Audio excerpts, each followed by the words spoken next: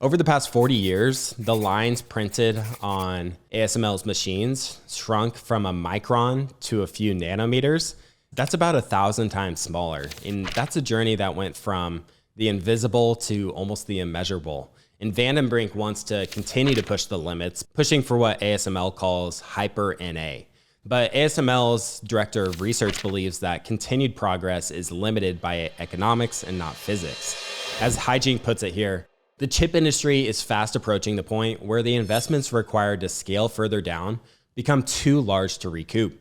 That's the real limit. And if chip manufacturers can no longer add value to Hyper NA machines, ASML stands to gain nothing by producing them.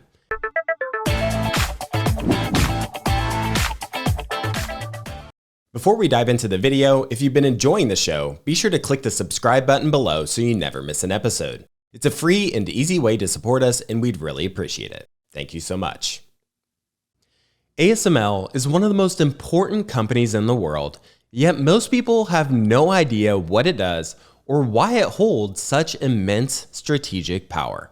ASML is the sole manufacturer of EUV lithography machines, which is the core technology enabling the production of the most advanced semiconductor chips. Without ASML, companies like Apple, Nvidia, and TSMC could not use or produce the chips that power everything from iPhones to AI data centers. To uncover what exactly makes up the DNA of ASML, I picked up the book titled Focus: The ASML Way, Inside the Power Struggle Over the Most Complex Machine on Earth by Mark Haijing. This book was released in June 2024, and Haijing brings us a unique insider's view of this global giant. Haijing not only distills the company's meteoric rise from a quiet town in the Netherlands to a powerful global monopoly position, but he also makes accessible the unbelievably complex technology that has been the key to ASML's success. Its lithography machines, which spit out millions of chips around the clock, work to an accuracy of within a few atoms. Now today, China is trying to copy ASML's technology, and the US has ASML on their side as it's developing its own chip manufacturing industry. The global chip industry has exploded in recent years, and ASML is doing everything it can just to keep up with demand. This growth in semiconductor chip demand has led to extraordinary returns for shareholders of ASML. Since the IPO in 1995, shares of ASML have compounded at 20% per year, making it one of the stock market's best performing companies. There's a lot to the story of ASML, but I'll do my very best here to distill it down to a podcast, and since I'm by no means an expert on semiconductors, I'll also do my best not to make the episode too technical, so please bear with me here. The story of ASML originates with a company called Philips, which in the early 1970s employed 400,000 people, many of whom worked in the Netherlands. Philips was an old-fashioned conglomerate that made everything in-house, which included, products like TVs, radios, medical equipment, and household appliances. At the time, Philips was the second largest manufacturer of semiconductors in the world, and a lot of innovation within the space was happening there. However, their semiconductor arm had a number of issues being under the Philips umbrella, one of which that the semiconductor space required high levels of innovation, which was incongruent with the bureaucracy that you tended to find in these legacy companies such as Philips. During this time, the semiconductor arm that was responsible for innovation, also known as NatLab, was working on a silicon repeater, which they believed was an essential breakthrough the industry needed to take the next step forward. The silicon repeater, otherwise known as the wafer stepper, would allow chip manufacturers to produce chips with far more precision and efficiency than would ever have been possible with the conventional machines. Although this would have been a major innovation, Philips was running into financial trouble and was in the midst of spinning off capital-intensive parts of their company. The lithography segment was not a cash cow for Philips because it was purely used for their own business, and other companies were not really benefiting from the innovations that were happening within the company. A man by the name of Wim Troost really saw what was possible with the technologies that the NatLab division was developing and where things might be heading in the future. Troost knew that it would simply never be profitable to only produce chip machines for Philips' own factories. So he traveled to Asia and traveled to the US to try and garner interest from others to try and, get them to buy these machines that they were producing. The lithography machine at the time was referred to the PAS-2000. Hijinks sort of jokes in the book that ASML wasn't really creative in naming their machines. His efforts to sell the machines were unsuccessful, and Truus was running out of time, money, and options. This led him to pursue teaming up with successful Dutch entrepreneur Arthur Del Prado, whose company ASM International was also working on chip machines and had just completed its successful IPO on the Nasdaq. Both Truus and Del Prado understood that the lithography machine was at the heart of chip production, and the machine was the single most important strategic decisions that a chip manufacturer has to make. Del Prado also recognized the potential with NatLab's wafer stepper and wanted in on that action. So in 1983, the NatLab division of Philips and Del Prado's company would enter a joint venture deal to create advanced semiconductor materials lithography, or what the company is known as today, which is ASML, and the company would be based in the Netherlands. From the beginning, the odds of success were really against them. The technical know-how, time, and money needed to make it as a lithography manufacturer on your own were significant. However, the industry's standard machines had their limit, and a leap in the available technology was now needed to produce chips with smaller resolutions. No established lithography manufacturer had the technology for this except for one company. That was Philips. So ASML was positioned to potentially capitalize on this opportunity, but it would still be no easy feat, as those purchasing lithography machines expected them to be virtually faultless in their reliability. In May of 1984, ASML attended a trade fair in the heart of Silicon Valley for suppliers of lithography machines. None of the chip manufacturers showed any interest in ASML, as they hadn't sold any machines to date. From the outset, it appeared that ASML had its work cut out for them. Their CEO at the time, Gert Smit, was determined to give ASML a real shot at success, so he set his sights on developing a machine that would far surpass the capabilities of the legacy players who were more focused on their existing technologies that would inevitably be made obsolete. Smit ended up talking ASM International and Philips into a 200 million guilder investment, and under the leadership of Smit, ASML really embraced a culture of winning at all costs, and employee counts would skyrocket as they focused their attention on selling to the US chip manufacturers. Two of the initial key hires during this joint venture period were Martin van den Brink and Frits van Hout. It turned out that these two would really determine the future of ASML. Martin van den Brink was incredibly technically gifted, while Frits understood the technology and he was really more of a people person.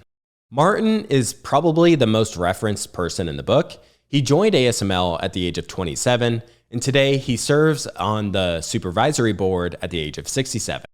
One of the pioneering engineers referred to the arrival of Martin van den Brink as an act of God, because he just made such a big impact on their early innovations. Hijink writes here, Van den Brink came up with an improved system that can measure both alignment patterns. The machine worked faster than the competitors, with far fewer deviations, and his idea was immediately worth a patent. This was a huge win for the company, end quote. Coming in, Martin was an expert in electronics and mathematics. He's someone who would really erupt at any moment if he felt that someone was just talking nonsense or beating around the bush. You never had to wait long to know exactly what Martin thought. As far as he was concerned, engineering was all about solving problems, not avoiding them. Martin would challenge those around him and question everything. His bold and ruthless attitude would become one of the main pillars of ASML. Martin would really embody what the book is titled, which is focus. To solve problems as complex as developing a lithography machine, it was a non-negotiable skill to have. ASML immediately wanted to play at the highest level and compete alongside USA's GCA and Japan's Nikon. the big hitters in the industry at the time. In the press, Schmidt exuded self-confidence, stating, "In this industry, only one business strategy is conceivable. Focus on first place. If you decide you'll be satisfied with bronze before you start, you'll probably end up 6th. Then you're done for," end quote. ASML started out by focusing on the chip companies just below the top end of the market. These were the manufacturers in a position to compete, yet looking to find ways to expand their production at lower costs. These companies were more willing to take a risk on the Dutch newcomer who took ownership of their work. Meanwhile, Nikon and Canon would dominate the top end of the market, selling to companies like Intel and IBM. AMD would end up being the very first company to give ASML a real shot, as they placed an order of 25 machines to be delivered by 1987. After some hot internal debates, CEO Schmidt would end up leaving ASML and would pass the torch to Wim Troost, who would run the company for 2 years. In light of the shakeup internally, ASM International did not have the capital to continue to fund ASML, leaving them no choice but to withdraw from the joint venture, which ironically led Philips to take over their ownership. This breakup left a bitter taste in Arthur Del Prato's mouth, as he was the founder of ASM International, and he was often referred to as the father of the European semiconductor equipment industry. In the mid-1980s, the semiconductor industry would enter a downturn. This gave ASML the opportunity to be a bit more aggressive, since they had the backing of both Philips and the Dutch government giving them subsidies. The Dutch government helped fund another initiative referred to as the Mega Project, which was really largely a failure, but it ended up catching the attention of a man named Morris Chang. Chang was the former technical director of the US company Texas Instruments and was an expert in the semiconductor space. Chang was chosen by the Taiwanese government to be the leader in establishing their chip industry, and they promised to cover any and all costs. This would mark the start of Taiwan Semiconductor Manufacturing Company, otherwise known as TSMC. And Philips would end up taking a 28% stake in TSMC and sharing the expertise cultivated from the Mega Project. This partnership would also open the door for ASML to get their machines onto TSMC's factory floors, which was obviously a massive win. Hygiene rights here. With the partnership between TSMC and ASML in full swing, the Taiwanese chip industry proceeded to boom. The two companies turned out to be surprisingly like-minded. Both functioned in an equally speedy and chaotic manner, with each totally dependent on the other to churn out endless piles of wafers every hour, free of faulty chips. "We have their backs and they have ours," was the mantra of the ASML team. This one sentence became the formula for dominating the chip market, end quote. TSMC would then grow to become the world's most advanced chip manufacturer and turn Taiwan into the world's supplier of advanced computing power. As a result, the US fell far behind in global chip production, as Intel simply could not keep up with the rise of TSMC. In 1985, the US would account for 50% of global chip production, and today, that figure sits at just 10%. ASML would barely stay alive in the early 90s under the leadership of Willem Maris. The company focused on the development and assembly of machines and would end up buying around 90% of the parts they used, some of which came from other Dutch companies that worked with Philips as well. In those early days, ASML only had 2 requirements from its suppliers. First, the work had to be good, and second, it needed to be fast. In the same year that ASML was founded, a research institute in Belgium was also started. This was referred to as IMEC. No one building a chip factory or FOB wanted to run the risk of investing in the wrong technology, and all the steps needed to produce a working chip are intertwined, and even the smallest change can have a huge impact on the process as a whole. So IMEC established itself as a high-tech garage where the entire industry went to figure out where the industry was heading in the future. IMEC housed equipment from all the major suppliers, and with their eyes initially set on the lithography machines coming from Japan and the US, they did not expect to find new innovations coming from just north of them in the Netherlands.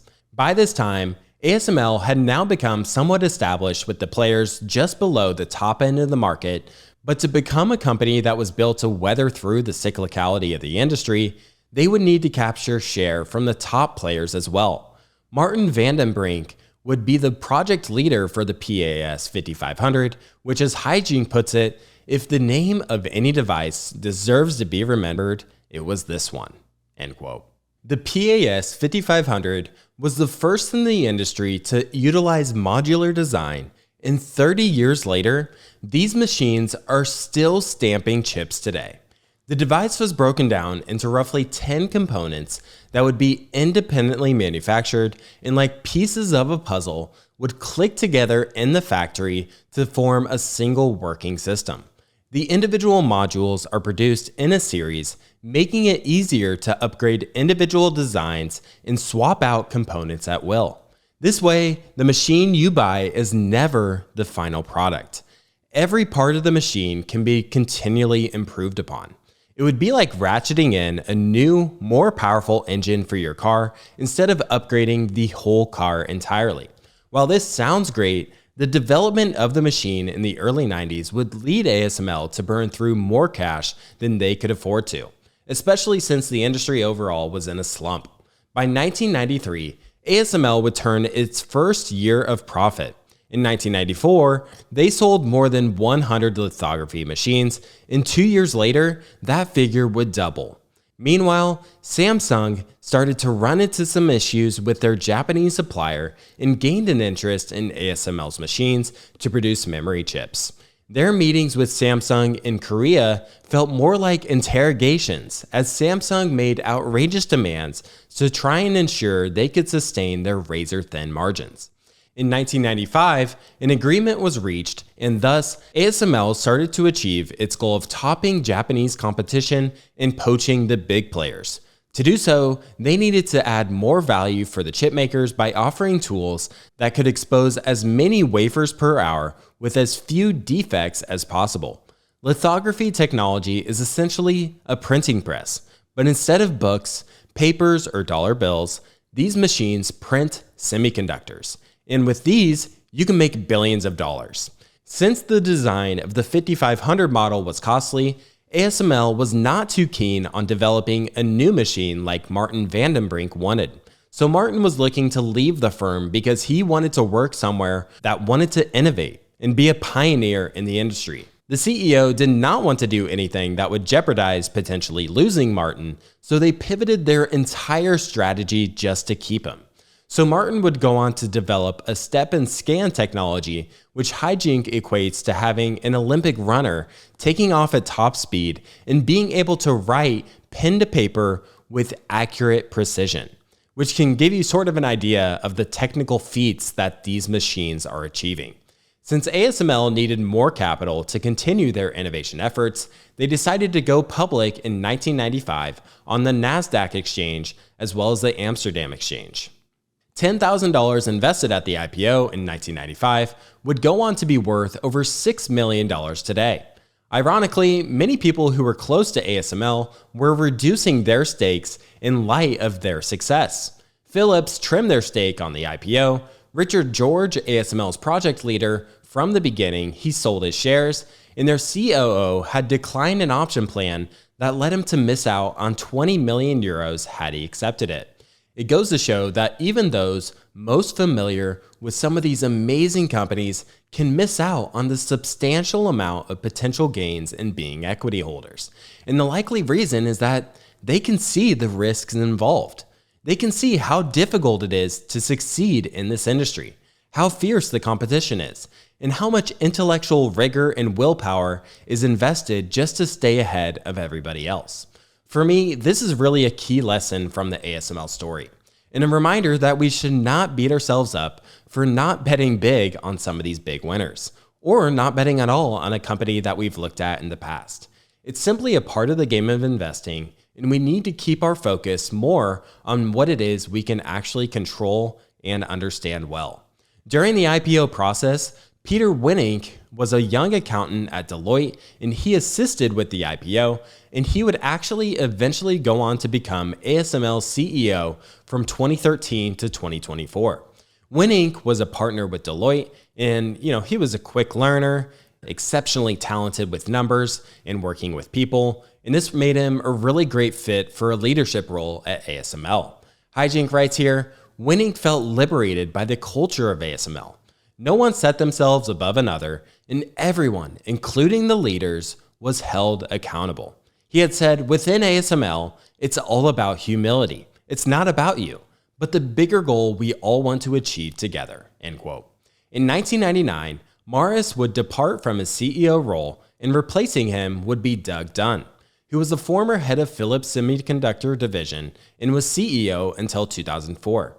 At this point, ASML was producing over 200 lithography machines annually, and to continue their rapid pace of growth, Dunn and Finck needed to install greater discipline in the organization to keep costs down, making room for higher return investments going forward. Up to this point, ASML ran more like a startup, getting the innovations and the production done by whatever means possible, with little regard for minimizing costs in the process. Many engineers were uninterested in keeping spending in check. Hijink writes, although such disinterest is common among engineers, the reason so many felt at home in Veldhoven was precisely because of the harmony between their values and the culture of the company. Jim Rohn once said that you're the average of the 5 people you spend the most time with, and I really could not agree with him more. And one of my favorite things about being a host of this show is having the opportunity to connect with high-quality, like-minded people in the value investing community. Each year, we host live, in-person events in Omaha and New York City for our TIP Mastermind community, giving our members that exact opportunity. Back in May during the Berkshire weekend, we gathered for a couple of dinners and social hours and also hosted a bus tour to give our members the full Omaha experience. And in the second weekend of October 2025, we'll be getting together in New York City for 2 dinners and socials, as well as exploring the city and gathering at the Vanderbilt 1 Observatory. Our mastermind community has around 120 members, and we're capping the group at 150, and many of these members are entrepreneurs, private investors, or investment professionals. And like myself, they're eager to connect with kindred spirits. It's an excellent opportunity to connect with like-minded people on a deeper level. So if you'd like to check out what the community has to offer and meet with around 30 or 40 of us in New York City in October, be sure to head to theinvestorspodcast.com/mastermind to apply to join the community. That's theinvestorspodcast.com/mastermind, or simply click the link in the description below. If you enjoy excellent breakdowns on individual stocks, then you need to check out the Intrinsic Value podcast hosted by Sean O'Malley and Daniel Monka. Each week, Sean and Daniel do in-depth analysis on a company's business model and competitive advantages, and in real time, they build out the intrinsic value portfolio for you to follow along as they search for value in the market. So far, they've done analysis on great businesses like John Deere, Ulta Beauty, AutoZone, and Airbnb, and I recommend starting with the episode on Nintendo, the global powerhouse in gaming. It's rare to find a show that consistently publishes high-quality, comprehensive deep dives that cover all of the aspects of a business from an investment perspective. Go follow the Intrinsic Value podcast on your favorite podcasting app and discover the next stock to add to your portfolio or watch list. ASML had its roots firmly in the Rhenish model, in which money is not the sole benchmark of success and profit is only really visible over the long term. In the economics of Rhenish countries such as Switzerland, Germany, and France, solidarity and craftsmanship are traditionally deemed far more important than a polished set of quarterly figures. However, as the company and its worth grew, a style of management started to seep in from a world that revolved around short-term profit and the satisfaction of shareholders, the more Anglo-Saxon style, end quote. So I thought that was a really interesting piece from the book. Being mindful of costs is essential in the semiconductor industry because you need to be prepared for those downturns in the market. Around the year 2000, ASML had the capacity to produce 700 machines per year, and after the dot-com crash, they sold just 200 as canceled orders from the chip manufacturers poured in daily. Whether ASML liked it or not, a downturn is bound to happen about once every 5 years, which means that 1 year orders could double, and in the next year, orders could get cut in half. In October of 2001, 1 month after the attack on the Twin Towers in New York City, ASML declared a state of emergency and cut 23% of its workforce, which amounted to 2,000 workers in total. This was also just after they acquired an American competitor, Silicon Valley Group, which doubled their workforce to around 8,000 employees. SVG had Intel as a customer, and they wanted to use this as leverage to work their way to market leadership. The SVG acquisition needed to be reviewed and approved by US regulators, which involved a long and arduous process as the US needs to approve any acquisition in the space by foreign entities. Intel argued that the acquisition was necessary to advance lithography technology, which was in America's interest. Since the acquisition went through, the acquisition of SVG was successful in the sense that it did allow them to secure Intel as a customer, as they had seen the success that TSMC had by using ASML machines. By 2001, Japanese competition had taken note of ASML stealing market share and unleashed an attack of their own on the company. One December morning, CEO Doug Dunn arrived at his desk to find that Nikon had accused ASML of infringing on 13 patents.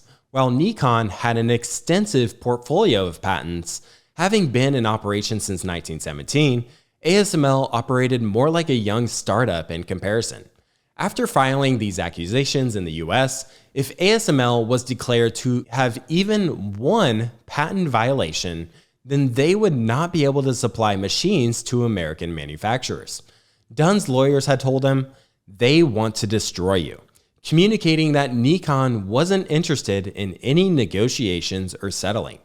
Luckily for ASML, the patents did not hold up in court, sounding the victory bell for the Dutch manufacturer. This taught ASML the importance of patents and regulations. As they were rapidly innovating, they needed to be aware of the patents currently in place and protect the innovations that they themselves would come up with, which isn't the natural thing to do if you're purely focused on creating the best possible product. To have to record everything in excruciating detail, it's just not fun. As a result of these efforts, by 2023, ASML would go on to have registered more than 16,000 patents. One of the growing pains that ASML went through was working with a company called Zeiss, which was probably their most important supplier. Zeiss manufactured optical systems like lenses and mirrors, which amazingly would account for around 1/4 of the value of the lithography machine. If ASML wanted to grow fast, then they would likely need Zeiss to grow fast as well. However, they were a much different company than ASML. ASML tended to attract cowboys who wanted to shoot faster than the shadows, while Zeiss fancied themselves as a traditional scientific institute that was slower and they were more calculated in their decision making. Another struggle was determining what type of pricing structure was really fair. Both companies were offering tremendously valuable services, and it's likely that both felt that they were getting the short end of the stick at times. The other issue was aligning incentives. There might be times where ASML suddenly cancels its orders of lenses because they were in an industry downturn. But if ASML does not share in the potential losses of such a cancellation, then there's really no real incentive to keep them from doing the same thing in the future. ASML's success depended on them keeping good relations with suppliers because they are only really as strong as their weakest link. If they aren't able to get just one critical part in these incredibly complex machines that they're making, then they're toast. And if ASML isn't able to get their machines to the chip manufacturers, then they're in trouble. It's estimated that 30% of the capital invested in a chip manufacturer is allocated to the lithography machines. It's an essential tool for transforming cheap and plentiful silicon into valuable chips. At the chip manufacturers, the lithography machines are running around 98 to 99% of the time if they're receiving proper maintenance, and they tend to produce 200 to 300 wafers of chips per hour, with each wafer being worth up to $250,000. Due to the complexity of the process and the machine, setbacks are inevitable, and the manufacturers never know when an issue needs to arise, and ASML engineers need to look under the hood. It would be practically impossible for ASML to produce these machines entirely fault-proof from the beginning, so they really just make them the best they can and fix any issues along the way. The chip manufacturing sites are closed off from the real world and are among some of the most dust-free environments in the world, as just the slightest things could impact the production of these chips. If we jump ahead to January 9th, 2007, Apple unveiled the device that would change everything, and was said to have been able to do it all: calls, emails, videos, music, everything. Steve Jobs, who's the king of product presentations, would walk out on stage to a standing ovation, sporting his trademark jeans and black turtleneck. Jobs explained to an ecstatic crowd that the iPhone was no old-fashioned telephone with cumbersome buttons and baby software. It's a fully fledged computer with just one button and a touchscreen. It was magic, all in the palm of your hand. The introduction of the iPhone marked the start of a revolution in mobile technology that would irrevocably alter daily life. Once billions of eyeballs caught sight of the revolution, they really never looked away as an app for everything was created, and the pockets gradually got lighter as every accessory in our lives would be integrated into this one device. This revolution, of course, also changed the chip industry. The smartphone is itself a killer app and an indispensable tool that demands ever-increasing memory, processing power, and sensors.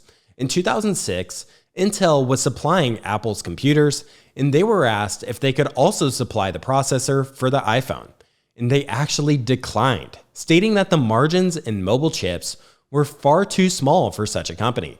In hijinks' words, this was a blunder of historic proportions, considering that there are now 1.5 billion iPhones in circulation.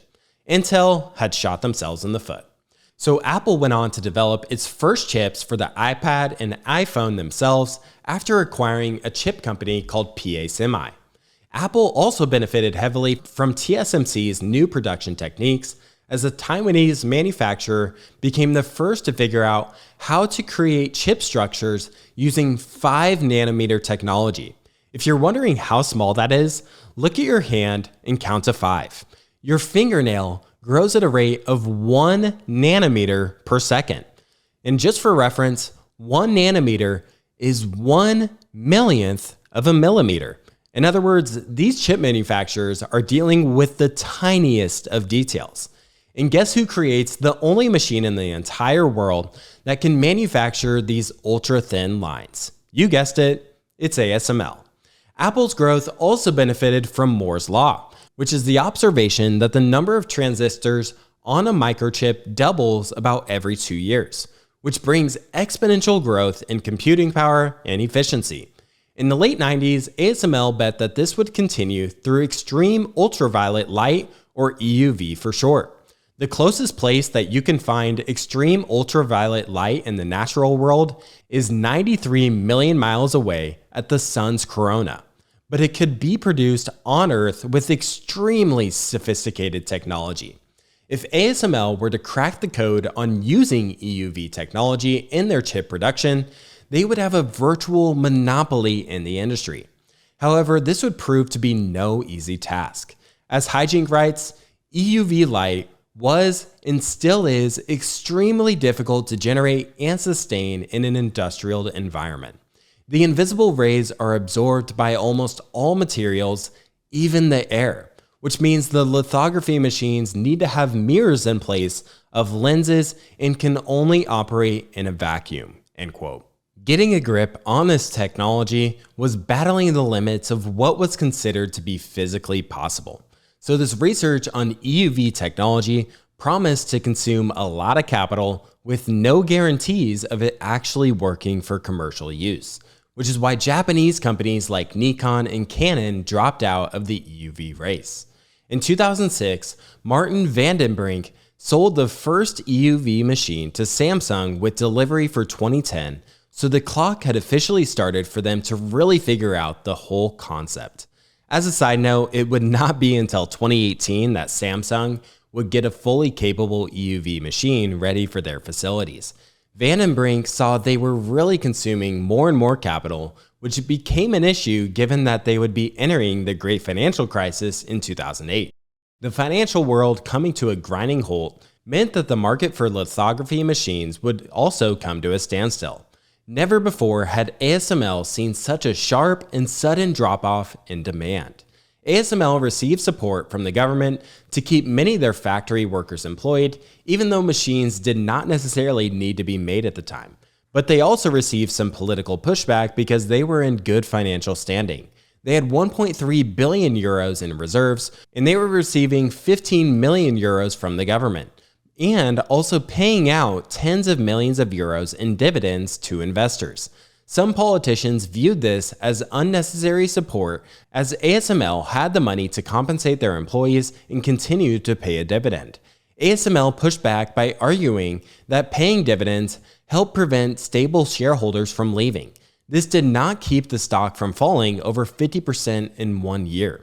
ASML managed to weather through the crisis just fine and fend off activists from buying up the company, and as the lithography market rebounded, they set their sights on expanding their market share for lithography machines for processors and memory chips from 50% to 80%. Since they continued to invest in R&D throughout the crisis, it served as an opportunity to gain an even bigger lead on their Japanese competition. Shortly after, TSMC would place an order for EUV machines, and it was in 2013 that TSMC would take over the production of Apple's mobile chips, which were previously made by Samsung. By 2012, ASML was still working on perfecting the EUV technology, and one of their suppliers named Cymer had essentially told them that, this was an issue that they just couldn't crack. They would not be able to figure out this EUV technology. This left Van den Brink furious, so instead of simply telling what the supplier should do, he proposed buying them. 3 companies would come together to help fund EUV research: ASML, who of course makes the lithography machines, Samsung, who's the largest manufacturer of memory chips, and TSMC, the world's largest semiconductor foundry. In the partnership, ASML would sell nearly 4 billion euros worth of shares, and they would acquire Cymer for $1.9 billion. With Samsung and TSMC now working directly with ASML, this would knock Intel off their feet and an end to America's leadership in chip manufacturing. Meanwhile, around 2013, ASML was burning around 10 million euros per week, still trying to crack the code on EUV. Reflecting on the years of endless development, Van den Brink stated, "It's like your time in the military. When you're in the thick of it, it's terrible, but in retrospect, it's the best time of your life." Hijink wrote further on Martin, "ASML clearly has a leader, Martin Van den Brink. CEO might not be on his business card, but he's without a doubt the rock the company relies on. He's the one setting the technical agenda, helping write patents, and determining the strategic acquisitions. It is his name that commands respect throughout the entire chip industry. And if one of his plans gets blocked in the boardroom, he'll dig in and stick to it until he gets his way. When it comes down to it, it is clear who has his hand on the wheel." End quote. The CEO role at ASML would continuously be put in a really difficult position because the person at the helm was still at the whims of Martin. So in 2013, ASML appointed 2 president directors. Peter Winink became the president and CEO, and Martin Van den Brink became president and technical director. As always, the CEO would steer the ship, and Martin would set the course. And Winink knew this. He had stated, "With Martin, you have the golden ticket in the palm of your hand. Are you really going to mess with that?" It wouldn't be until February 2018 that the EUV machines would become fully operational, and they signed with TSMC and Samsung to get them up and running. Intel was being passed by their competitors in Asia on every front and wouldn't start using EUV technology until 2023. The rise of TSMC would be a blessing for ASML. Chips that TSMC produced would power Sony's PlayStation, Apple's iPhone, and the graphic chips for NVIDIA. In 2022, TSMC supplied more than half of the world's chips and 90% of the most advanced processors. And although TSMC was thrilled to receive the EUV machines, they were not afraid to speak up when things went wrong, which would really push ASML to continue to innovate year after year. Each mistake would come at a cost in terms of the yield the machines produced, and TSMC absolutely wanted to maximize that yield the best they could. TSMC orders as many machines as they can from ASML because they know that ASML had limited production capacity. And for every machine that was sent to Taiwan means that it was one less machine that a competitor could pick up. And ASML has over 4,000 employees in Taiwan assisting the chip manufacturer to ensure that things are running smoothly. These investments for TSMC have certainly paid off as revenues have more than tripled since 2019. And earnings per share has increased by more than 4 times. They also command a 60% market share in the entire foundry market, making it 4 times larger than its closest competitor, Samsung. With the rise of TSMC, ASML is highly reliant on them as a customer, as they account for around 40% of ASML's revenue. One would think that a lithography machine with a price tag of hundreds of millions of euros would be able to make perfect copies of chip structures. But the world just isn't so kind. Van den Brink knew that when he charted out ASML's long-term strategy in the late 90s, that as chips become smaller, so does the room for error. So at a certain point, software would be a necessary tool to keep producing chips that work. This led ASML to make a handful of acquisitions over the years. One acquisition they made was purchasing Brion in 2006 for $270 million. Brion is a company headquartered in Silicon Valley that, in layman's terms, develops software that helps correct distortions in the lithography process. Brion also helped ASML get more exposure to Silicon Valley and hunt for talented software specialists in the United States. Silicon Valley also serves as a hub for AI development. ASML had used AI to understand the interplay in their complex machines, which introduces a mind-boggling amount of data and variables at play. Martin van den Brink recognizes the potential benefits of machine learning and AI, but he encourages his people to not rely solely on it. He claims that if you rely solely on AI, you're not adding any extra value, and you're not doing anything that somebody else can't already do. In part 4 of the book, it's titled In the Spotlight. Haijing starts to get into the geopolitical tensions and global technological conflicts between the US and China. Out of the 5.5 billion internet users globally, about 2/3 of them reside in Asia, and 20% of them are in China. Because of this, Haijing claims that technological power is shifting from the West to the East. China is the largest manufacturing hub for electronics globally, which makes it the world's biggest consumer of chips. But with the local chip industry still in its infancy, the country needs to import almost all of its advanced processors, the majority of which come from the US. As a result, China has long had aspirations to reduce their dependency on foreigners. China's goal is to be 70% self-sufficient in products from 10 strategic sectors by 2025, including the chip industry. So Chinese chip factories receive capital through national and local investment funds to help stimulate innovation. But within Chinese borders, open criticism of the administration is prohibited, protests are suppressed, people are monitored with sophisticated surveillance and facial recognition systems, their online behavior is analyzed and censored, and the government fails to protect foreign companies against corruption and the theft of their technology. Although America's political parties may be deeply divided, they do agree that China's technological advance is a threat to the free world. And soon, this arch-rival may be more powerful than America in the field of AI and cyber espionage. So the US is interested in trying to limit the growth of China's chip and technology sector, but the problem is that American chip companies benefit from Chinese sales. So any limitations they pose on China will likely turn to backfire on them. In May of 2020, after the COVID pandemic and the light of chip shortages globally, the US prohibited TSMC from producing advanced chips for Huawei, one of China's leaders in technology. This was enforceable due to Taiwanese use of American tools in their factories, such as designed software for chips and chip machines.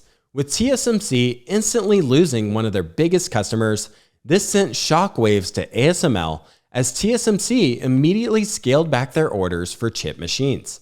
This only exacerbated the chip shortage issue though, as other Chinese companies rushed to buy whatever chips they could, even ordering the less advanced chips, which led to TSMC's order books overflowing. ASML makes no secret of doing business with the whole world. As soon as you walk into the headquarters in Veldhoven, you can see who's interested in a new lithography machine. If South Korean customers are visiting, you'll see a South Korean flag sitting on the reception desk next to the Dutch flag. When Chinese companies visit, a Chinese flag will be waving to welcome them in. With the global rise of China, it's becoming increasingly important to ASML in terms of driving revenue. In fact, in 2024, China accounted for over 1/3 of ASML's sales, which primarily came from selling their older generation machines. ASML tended to avoid politics, but they did have one condition in selling its most advanced machine to China. Under no circumstances should the valuable technology be copied. ASML made it clear that if they see a flagrant infringement of their intellectual property, they would be done doing business. ASML, of course, only does business where it's legally allowed to, and the lithography machines would fall under the Wassenaar Agreement, which was an agreement put in place by dozens of countries in the 1990s that regulated the export of equipment that could be used for military purposes. This agreement gave the US influence on where lithography machines could be sent, despite ASML being headquartered in the Netherlands. The book gets into an interesting debate of whether the chip industry should be highly regulated or not. ASML would tell you that the chip industry is globally dependent and has complex and vulnerable supply chains and technology. It's an industry that revolves around mutual trust, long-term agreements, and free market dynamics. And they're supplying machines that power cell phones, usually not military use. But from the US's standpoint, they can make the argument that the chips are used for military use, which may or may not be true, but just as important, they fear the emergence of China becoming the global powerhouse in artificial intelligence. Any excuse to slow China's development of AI could help give the US a leg up in the AI race. As much as ASML would prefer to avoid the geopolitical drama, it's naive to think that they could operate outside of the spotlight forever when their machines print the building blocks of the modern world. Meanwhile, the Dutch government started to change their tone towards China as well, tending to side more with the US's point of view. In January 2020, the US asked the Netherlands to block EUV exports to China, and the Netherlands agreed to deny ASML the license to sell them to China. Although this might seem like bad news to ASML on the surface, they were still allowed to sell the older generation machines, and other players would put their foot on the gas, producing chips to try and separate themselves from the Chinese competition. But China's technological advance marched on as SMIC, a foundry based in China, was capable of producing 7nm chips using the standard scanners from the Netherlands, which was just 1 or 2 steps behind those being produced at TSMC with the 4 and 5nm technology. So in October of 2022, the US announced that exporters were no longer allowed to supply tools that would enable Chinese chip makers to produce processors finer than 14 nanometers. Panic would sweep through the chip industry, and the stock prices of chip companies like Nvidia, AMD, and ASML would fall. ASML certainly had reason to worry. They had over 800 lithography machines operating in chip factories based in China, about half of which are Chinese manufacturers themselves, and then the other half would be companies that aren't based in China. Without maintenance, repairs, and spare parts, the most advanced versions would quickly grind to a halt. And ASML had obligations to prevent this from happening to their customers, and they wanted to make good on their word. China even sided with ASML amidst this drama, as top executives from Chinese chip manufacturers emphasized to ASML just how much their production lines relied on them. And they claim that ASML was just as much a victim through all this as China was. I'm not sure this was entirely the case because businesses like TSMC are quite dynamic. Instead of making chips in China, for example, they can decide to try and make them elsewhere. Of course, this takes years to do, it takes some time, but it's something, it's at least an option for them. ASML expected that new regulations would actually have no impact on their turnover. In 2023, Huawei would go on to launch a 5G phone with 7nm technology from SMIC, which was proof that China was lagging behind, but it was still not at a standstill. Due to the US keeping China from getting EUV machines and receiving a limited number of other machines, China would push to try and develop their own alternatives, which from an outsider's perspective, they seemed to be successful with doing as wafers continued to roll out of their production lines. Part of the reason they were able to do this is because they were able to hire former employees of US companies who brought their knowledge back home. AMEC, which was a machine manufacturer in Shanghai, China, even got to the point of supplying chip machines to TSMC, but in the lithography market, ASML was still the go-to player. China does have one competing manufacturer of lithography machines, which is Shanghai Microelectronics Equipment, or SMEE for short. SMEE makes it no secret that it tries to copy the art of lithography directly from ASML.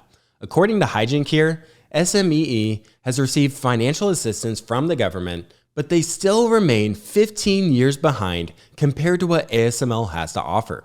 This goes to show that you can't simply order a lithography machine from ASML and just try to copy it.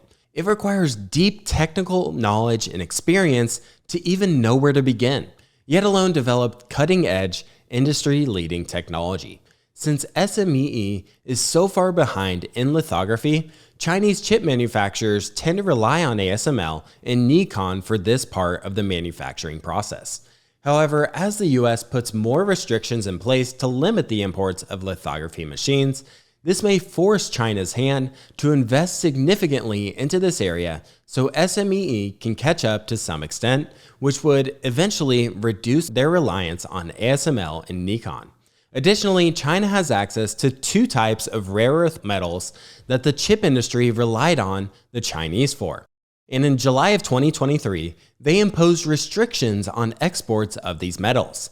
This was a jab from the Chinese to show what could happen if they were further restricted in global trade. And as a result of the increased geopolitical tensions, companies like Apple and Samsung would start to move some of their production outside of China to help diversify their risk exposure. Hijink then has a chapter here titled, "It's Raining Billions," which gets into the US government's support to help fuel its own chip industry.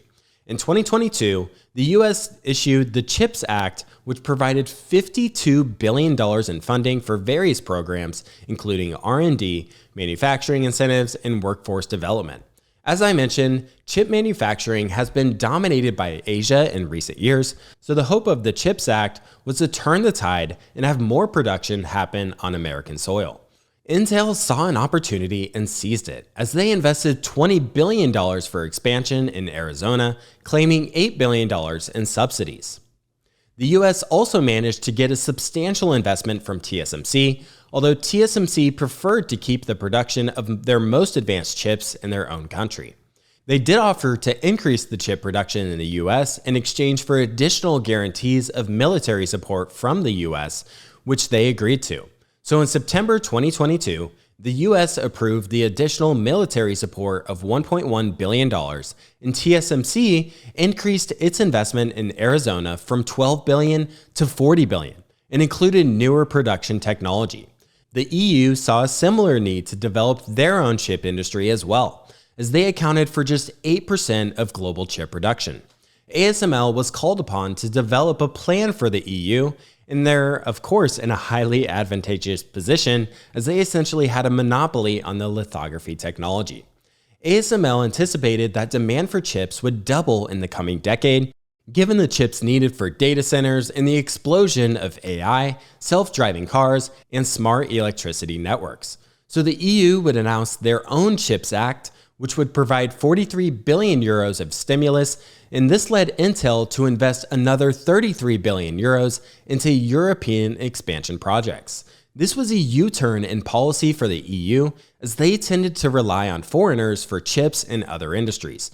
But COVID and the Russian invasion of Ukraine served as a wake-up call. If China ever decided to block exports from Taiwan, they would be without needed chips within just 2 weeks. The final section of the book is titled Growing Pains. To no surprise, ASML isn't just growing, they're exploding.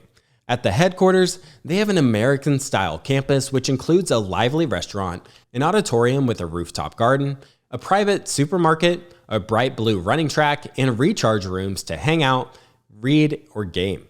In 2023, ASML had 42,000 employees and was the 50th most valuable company in the world.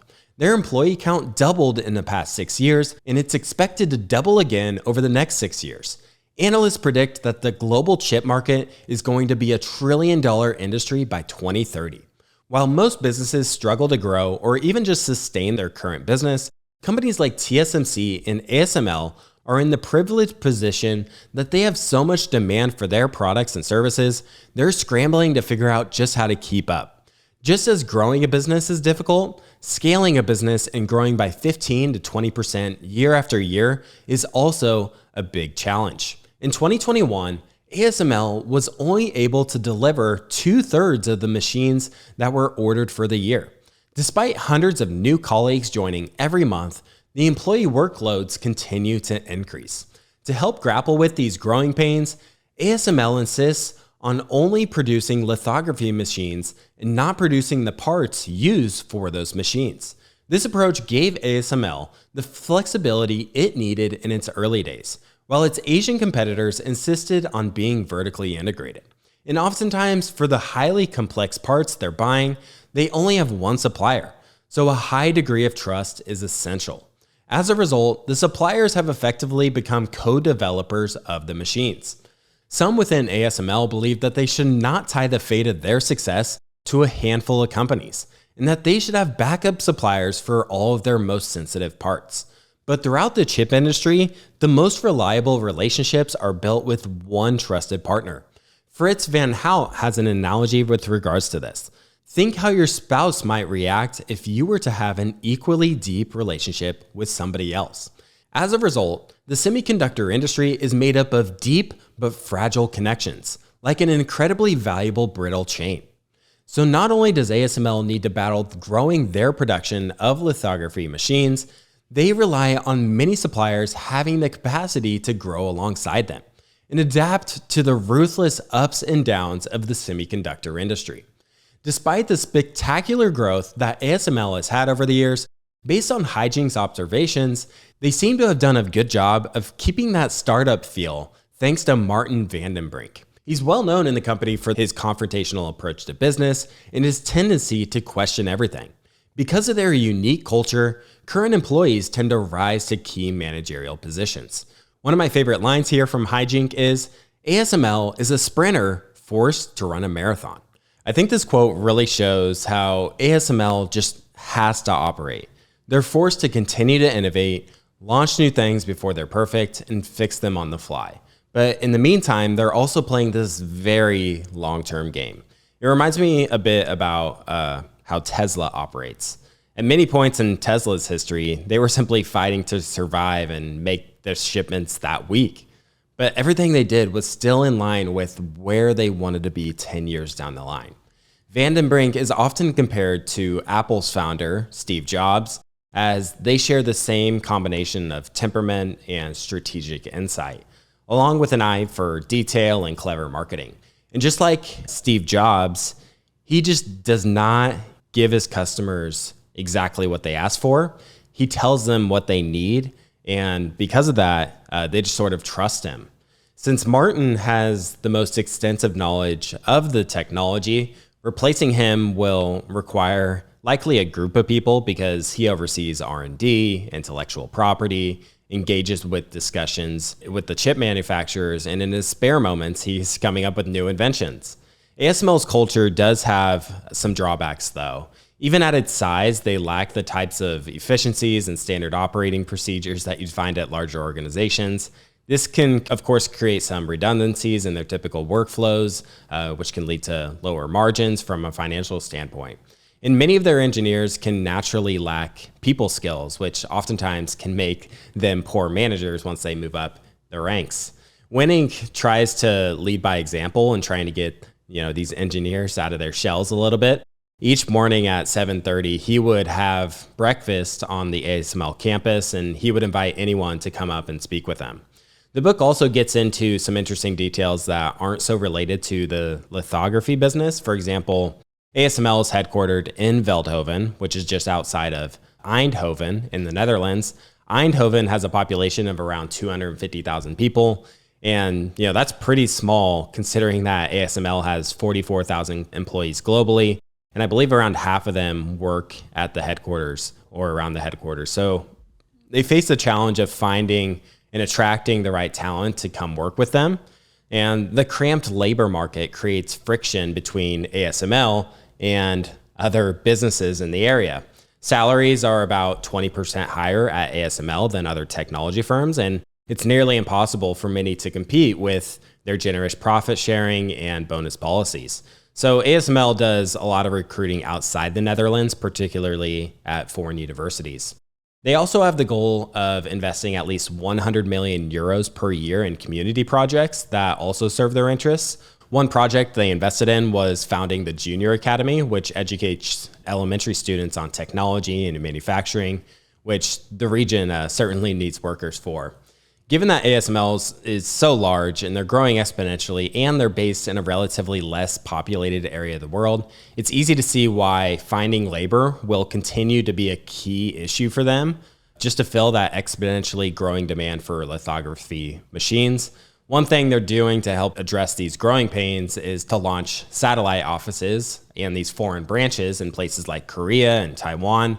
And perhaps down the line, they'll also decide to produce lithography machines outside the Netherlands, but so far they haven't taken that step yet. One thing that's been in the back of my mind as I went through the book is just how strong ASML's moat is. It's estimated that ASML has 90% market share in the lithography market, and the ability to replicate their business is just next to impossible. If it were simply an issue of just throwing money at it, then I'm sure the US or some other country would have done that long ago. And not one single person knows everything there is to know about how these machines actually work. So not even Martin van den Brink, and he has over 40 years experience in this industry. Most engineers work on one small component and know everything there is to know about that small piece of the puzzle. As Fritz van Houw philosophically describes it, the people who know how it should be done don't know why it should be done, and the people who know why it should be done don't know how it should be done. So this dynamic, of course, makes ASML interesting from an investment perspective because it sets the scene for investment returns that are potentially attractive going forward. A number of members of our mastermind community are interested in ASML or have bought shares, and I actually first learned about this incredible business by tuning into a presentation that was done for our community. Thinking about this dynamic also had me think about one of my top holdings in my portfolio, which is Constellation Software. Constellation faces the issue of losing top talent. Sometimes highly talented people will go off and start their own firm doing exactly what Constellation does. And one of the members of our mastermind community actually started his own serial acquirer after working at Constellation for a few years. And this just is not an issue for ASML because no one or no group of employees is ever going to be able to go out and start their own lithography business, at least to the extent that ASML has. Over the past 40 years, the lines printed on ASML's machines shrunk from a micron to a few nanometers, and that's about 1,000 times smaller. And that's a journey that went from the invisible to almost the immeasurable. And Van den Brink wants to continue to push the limits, pushing for what ASML calls hyper-NA. To date, we've seen Moore's Law continue as the number of transistors has continued to double about every 2 years. But ASML's director of research believes that continued progress is limited by economics and not physics. As Hygiene puts it here, the chip industry is fast approaching the point where the investments required to scale further down become too large to recoup. That's the real limit. And if chip manufacturers can no longer add value to Hyper-NA machines, ASML stands to gain nothing by producing them. In layman's terms, it's getting too expensive, end quote. Nonetheless, Van den Brink is pushing for more innovation and encouraging the chip manufacturers to place orders for upgraded machines that don't even exist yet. And what's impressive about ASML is how they've largely avoided this arrogance and complacency that you tend to see in successful companies or successful people. Despite their dominant position today, they still continue to innovate and push the limits on what others believe is possible. ASML is continuing to bet on increasing the number of transistors per square millimeter, which makes their technology more and more difficult to replicate. The market for lithography machines continues to rapidly grow as orders for new machines continue to roll in, and the old legacy machines are also being upgraded by chip manufacturers.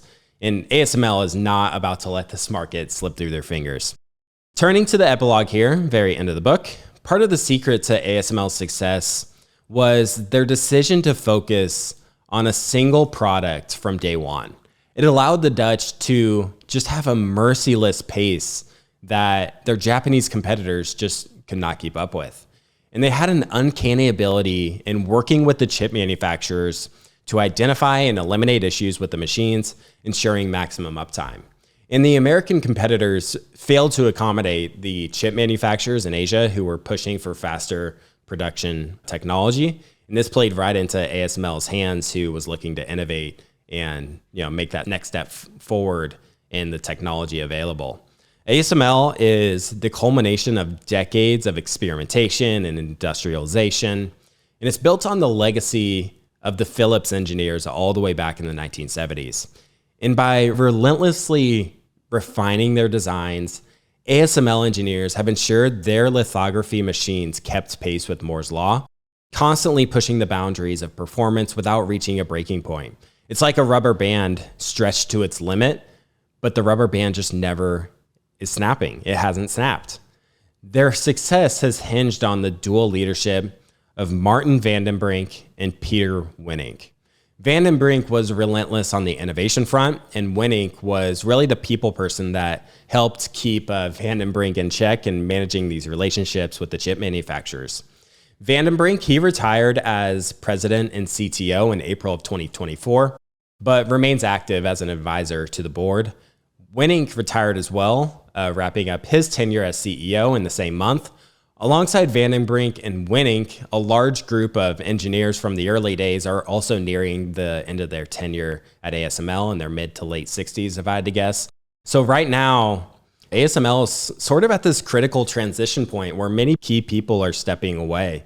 And it's really on them to have trained the next generation, as you can't learn about this stuff in a manual. Much of it's learned through word of mouth, experience, and just sheer hard work and time spent with the firm. Their new CEO, Christophe Fouquet, he's a Frenchman who has lived and worked in the Netherlands for 15 years now. With only one Dutch board member, it's going to be interesting to see how international ASML becomes over time in the midst of their continued expansion globally. As the world woke up to the importance of chips and how dependent it was on ASML, ASML understood the huge responsibility they had as a quasi-monopoly. They gave themselves the role of treating large and small chip manufacturers equally and not overcharging them, which is really saying something given that the EUV lithography machine can run chip makers $300 to $400 million or so. So Van den Brink, he believed that abusing their monopoly power would actually be their downfall, which is why the decision to restrict sales to Chinese customers was just so out of favor for the company. The Dutch chip machines are intended to serve a global market and enable technological advancement for the common good. And they see making a profit as just a side effect and not the number one goal. So while ASML has a massive lead in the lithography machines today, it remains to be seen whether others will ever be able to catch up. So for example, China may one day give ASML a run for their money. But for now, ASML is Europe's killer app, a tool that the whole world needs. That's all we have for today's episode. This was a really fun one to put together, so I hope you enjoyed getting a glimpse into one of the most important companies in the world. So with that, thank you for tuning in to today's episode, and I hope to see you again next week. second place is the first loser. And the market manager was stunned. Like, what? Second place is first? Like, nothing is acceptable unless you're in first place. Later, I found, actually, after I wrote the book, that line is like from Ferrari. Like, the founder of Ferrari used that line, decades ago. But that kind of mentality where you have to be first place, the winner at all times, at all things, I think it's just innate from the beginning. Like, that's just who he is. And some people have that chip on their shoulder and other people don't. And I think that's actually rare. I've talked to, probably dozens of CEOs in my life, and, not a lot of people are at 100, 1,000 RPMs at all times like Jensen is.